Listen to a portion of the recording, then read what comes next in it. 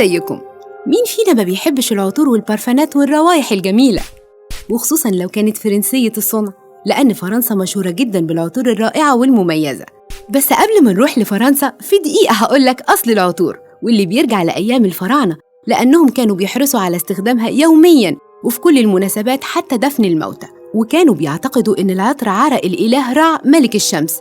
دول كمان خصصوا إله للعطور اسمه نفرتوم. ونرجع لأوروبا وبالتحديد فرنسا اللي عرفت العطر في القرن ال14 وبالتحديد عام 1370 اللي اتصنع فيه أول عطر فرنسي من إكليل الجبل والكحول.